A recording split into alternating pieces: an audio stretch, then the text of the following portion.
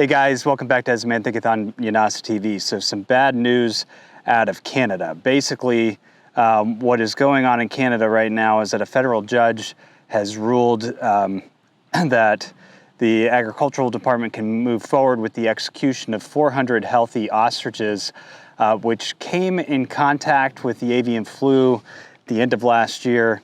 And now they're perfectly healthy birds. They're laying eggs. They're doing everything that healthy birds should do. And the owners have been protesting and asking for relief from them going in and killing all of these ostriches, which equates to about, this is kind of a gross statistic, but about 50 to 75 tons of organic waste. One of the things that they've been looking into is whether or not the district can deny them from dumping the dead bodies in their landfill. And they just announced that they will be requiring that those carcasses can't come to any of the RDCK landfills without the further testing of the healthy animals that are on our farm May 15th and after. And to do so, that they need to be retested before they accept them. And that those results are going to have to be public knowledge. I want to thank you. I want to thank you all so much for your continued support and to be on the farm. Oh my God. All of the love.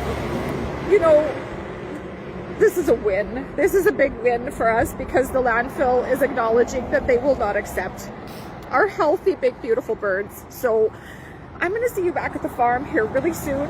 I love you all with all my heart. Hundreds of people have come to this farm to protest this.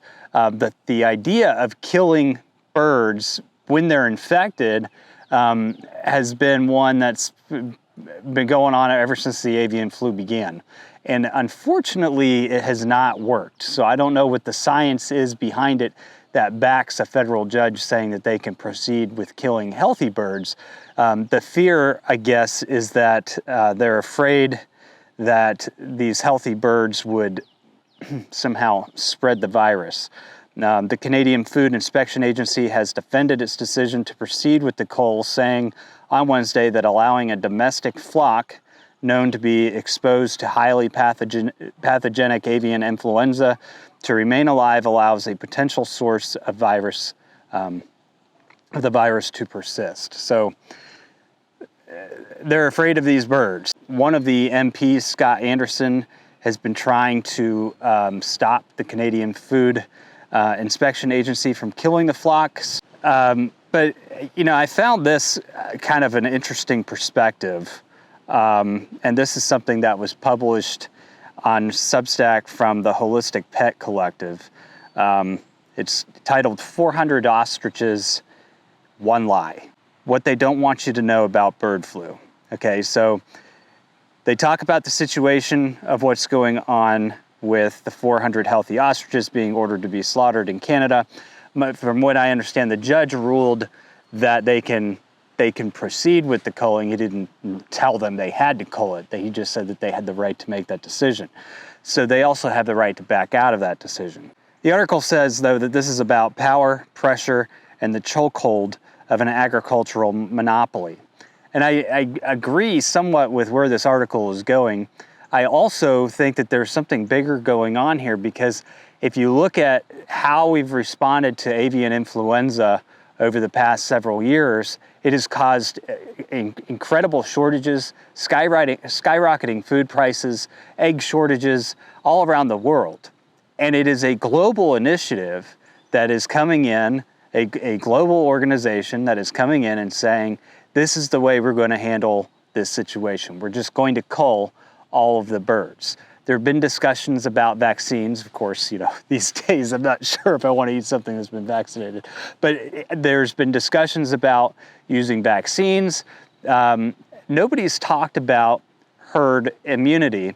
And believe it or not, ostriches, they have some interesting traits and qualities that could help us better understand bird flu and, you know, what would help birds build natural immunity to it. I don't think that that's what everybody's looking for here. I think that there's an intentional methodology to going in and culling all of these animals, whether they're sick or not. It happened, my wife did an interview, I'll post it up here somewhere, with a farm in Washington just last year, where they discussed a lot of, this automatic culling, and the fact that some of those birds, and these were ducks and chickens, also recovered, but yet they still wanted to come in and cull the whole flocks, which they did in that case as well. I think that this has to be stopped. I think that there has to be another way of approaching it. If the concept is, if you're exposed to a disease, we're going to kill you, eventually that concept is going to bleed over into other livestock, other living creatures. It's a reaction based on fear, not one that is based on science. And so far, the culling of millions of animals, 7.5 million birds in Canada so far, has not stopped the spread of avian flu. There is no evidence to back up that culling these flocks have anything to do with stopping the spread of avian flu. The other thing is that most of the outbreaks of avian flu occur on commercial farms, large factory farms. They don't necessarily occur in backyard flocks or small domestic flocks. Now, this 400 ostriches is considered, a small farm, a small business, and that's where I think this article is saying that it is favoring big ag and is an inconvenient way, or a convenient way, of taking out the small producer. They say that the official story reads like a worn-out script. Avian influenza detected equals mass cull equals problem solved. And so far, no problem solved. Years of mass cullings, no problem solved. But here's the problem. The ostriches they plan to kill aren't even sick, and that is a fact. They're no longer sick. They've overcome the illness. They don't even show any symptoms. They aren't dropping dead. They aren't spreading the disease. They're thriving.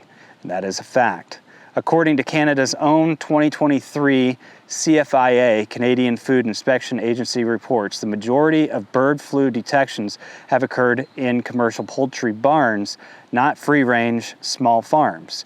Yet these small holders bear the brunt of the government enforcement.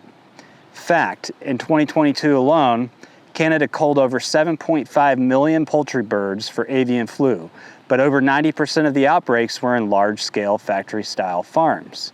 Many of you have noticed that we keep wearing these leather patch hats that say Defend the Right to Farm on them. These leather patch hats support our nonprofit, Meet My Neighbor Productions. You can get your hat at Yanasa Trading Co. and help us defend the right to farm through education, outreach, and, as we've been doing over the last couple of years, farm relief efforts. So get your leather patch hat and let others know that you defend the right to farm. To be clear, I don't necessarily agree with everything in this article, but I do think that they draw an interesting parallel to think about. Like I said, I think that there's something bigger going on here. So it says, lessons from the past, mad cow disease and manufactured crisis. If it all sounds eerily familiar, it should. Remember the mad cow disease in the 1990s. The British government and beef industry ignored warnings for years that feeding cattle processed remains of other cattle and factory farming cost-saving practice called meat and bone meal was creating lethal neurodegenerative disease. When it could no longer be hidden, governments responded not by reforming factory farming, but by launching mass cullings, destroying small beef operations and crushing dissent. Over 4.4 million cattle were slaughtered across Britain. Thousands of small farmers were wiped out financially. Big agribusiness consolidated to even more control.